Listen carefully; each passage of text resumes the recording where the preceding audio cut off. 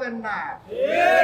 আপনারা যদি আবির্ভাব হওয়ার চেষ্টা করেন তাহলে অতীতে যাদেরকে ছাত্র সমাজ শিক্ষা দিয়েছে সেই একই শিক্ষা একই পরিণতি আপনাদের বরণ করতে হতে পারে।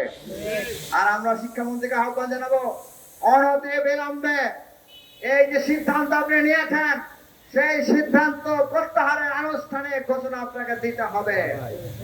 যদি না দেন তাহলে সকল ছাত্র সংগঠনকে সাথে নিয়ে আপনার পদত্যাগের দাবিতে আমরা আন্দোলনে নামতে বাধ্য হব।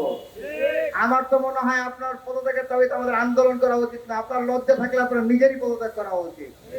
কারণ আপনার আমলে আমরা দেখেছি শিক্ষার্থীরা বন্যার মধ্যে বলে পরীক্ষা দিয়েছে, পরীক্ষার রেজাল্ট খারাপ হয়েছে, এ কারণে এই দায়ভার আপনাকে নিতে হবে যে শিক্ষার্থীরা ফেল করে আত্মহত্যা করেছে। আপনি মন্ত্রী থাকা অবস্থায় এদের যে পরীক্ষার রেজাল্ট হয়েছে, পরীক্ষা ফেল করেছে, আপনার তো উচিত ছিল তাদেরকে সহানুভূতি জানানো, কিন্তু আপনি সেটি না করে ছাত্র সমাজের সাথে আরেকটি তামাশা শুরু করছেন।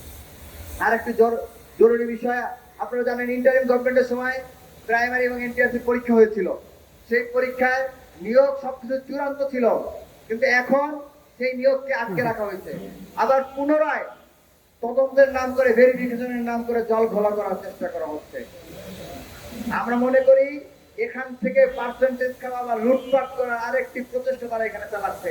আমরা আহ্বান জানাবো, ইন্টারিম গভর্নমেন্টের সময় এই নিয়োগ চূড়ান্ত ছিল, প্রত্যেকটা নিয়োগ আপনারা সম্পন্ন করুন এবং আর কোন শিক্ষার্থীকে আর কোন চাকরি প্রত্যাশীকে হয়রানির মুখোমুখি করবেন না।